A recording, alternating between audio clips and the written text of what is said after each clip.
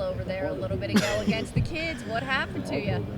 I kind of just wanted the kids to have their moment. If you ask Sean Martin when we play each other who wins that, then he'll tell you who the best at shadow boxing. But I didn't want to embarrass the kids. I got embarrassed, so I heard it was on ESPN and everybody saw it. I'm getting messages on my Instagram from my teammates. Yo, you got did bad. You got did bad. I'm like, what are you talking about? Yeah, you was shadow boxing on TV and everybody's seen it. I got different people calling me. I'm like, oh man, I don't got embarrassed on national television. But nah, it was a fun experience. It was great talking to them. They got a lot to talk about. I told them a couple life experience that I've been through and how I got here, so that was a fun experience. You at least won shadow boxing for Golden Blue Nation, which is really what counts, right? Yeah. I hope that one will count. Yeah, that one will count. Shadow boxing, that's actually like something fun that we do in our locker room. It's a common thing after practice. Right when we're walking off the field, you'll see majority of the team shadow boxing. We'll get out of practice like at 6, and it'll still be going on at 7:30 in the locker room trying to see who the best. So that's always a great thing to do as far as team bonding for us is shadow boxing, and everybody competitive. So you'll never know. Like that's something fun to do for us. Where do you rank as one of the best in that category? Where are you? So I just started playing shadow boxing 2 weeks ago. I'm not that good. I'm okay. I'm better than Sean Martin. I'm gonna put that out there, but I'm honestly not the best. My top 2 that I'll say on the team is the best, Jaheim White and Johnny Williams. I'll say those are the top 2 best. I'll throw Keyshawn Cobb in there as number 3. Them top 3 are the best on our team, in my opinion. That's who I'm going with, but I'm not the best. No way. How much of it is judging, though, is who has the best reaction to the punch, who has the... So you got to go off the hand movement, and if you move too slow, they'll tell you, like, oh, you're moving too slow, and you got to go back. So basically, as far as whichever hand, the way their hand go or the leg, it could be so many ways you can do it. You got to go the opposite way. And so basically, how fast you can move and how quick, as far as reaction time, you can give to somebody. But it's fun. I just started playing 2 weeks ago, like I said, so I don't know too much about it. I'm still learning as I watch others on my team. So you got some work to do. Yeah, for sure. Until I can be the best. Hopefully by season, fall camp, after fall camp, I'll be top 5, hopefully. When you were listing the top couple bests there, it's a couple of new guys who were in that group. How can something as simple as shadow boxing help bring this team, this defense together with a lot of new guys in it? As far as the new guys, just in general, they came in and team bonding has been like crazy. Just not shadow boxing. We go bowling at suburban lanes. So that's another thing that we do. And one thing as far as campness that Coach Brown tried to get to us is we need more team bonding as far as when we're at dinner, just sitting with different people that you maybe not know about, trying to get to learn about them. And then we're going through accountability teams right now in the summer. So one thing I try to do is try to learn the people in my group, asking them where they from, what things they like to do, because sometimes I don't know every O-lineman because that's not a position group that I usually hang out with. So me just knowing about them will give them more confidence and let them know, like, I got your back. Like, so on the field, I know I'm playing for you, you playing for me. So the way we team bond will help us on the field go a far way. How competitive do these bowling trips get? I mean, I think we've seen some videos on social media and things can get pretty heated. So I'm definitely top 5 bowling. I'm top 5 at that for sure. I'm not the best, but the bowling alley can get very competitive. Appreciate Suburban Lane. Shout out to them. They give us a discount every time we go, so we can't be mad at that. So we try to go once a week, twice a week sometimes, and it can get pretty competitive. My toughest opponent is Marcus Floyd. I can't beat him.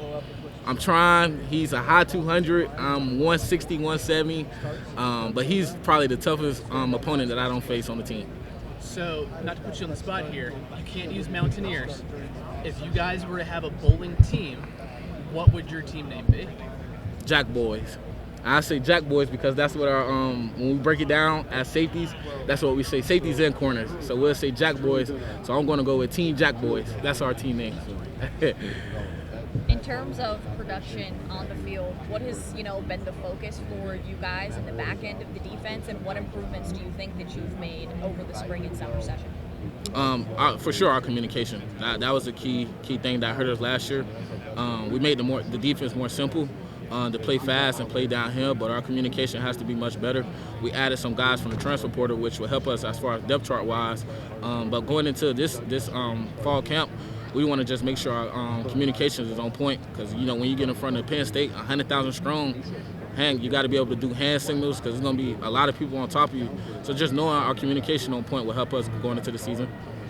With the release of the media poll, Neil was saying earlier, it puts a giant chip on your own shoulder, makes that chip bigger. As a player, how does that make the chip bigger in the locker room? As a player, we can only control what we control. We don't make the rankings. The person who make the rankings probably don't play football. Who knows? But as far as us controlling what we control, we just got to win one game at a time, and hopefully things change. We want to prove to everybody, but you got to prove to yourself first.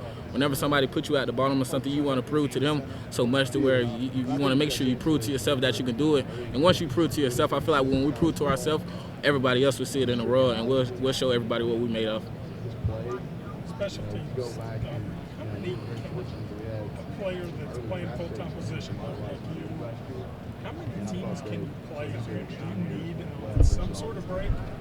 There's been one or two players going way back that played on all four. Yes, sir. And it just seems like that's a lot of snaps. So last year I didn't play much special teams. My freshman year I played on punt return.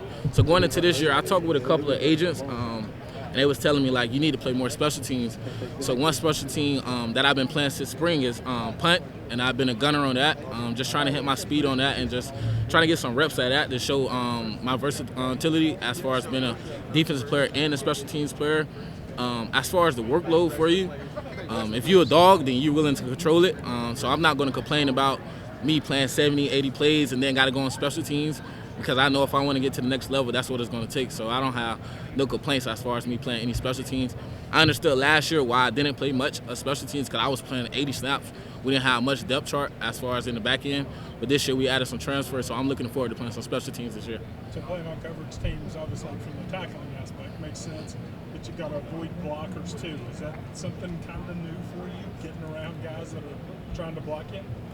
I wouldn't say it's new for me because in high school, I played on the offensive side in high school.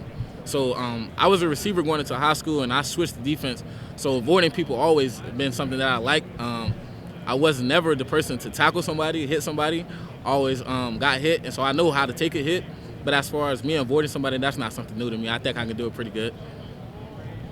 Gotcha, man. So you're one of our leaders as far as, your off-field personality and your brand. So what kind of advice would you give to younger players on how to grow their brand and get their image out there and that kind of stuff? I would say just be you at all times. Don't try to change from somebody else. If people are not going to accept you for who you are, then you may not. That's not a good company for you. So just at all times, be yourself and don't change. Stick to what you believe in, and then have confidence in yourself at all times. When you're doing something, do it 100% and always go hard at it because you never know these times like this can be taken away so fast. So whatever you're doing, just go hard at it and be yourself around everybody.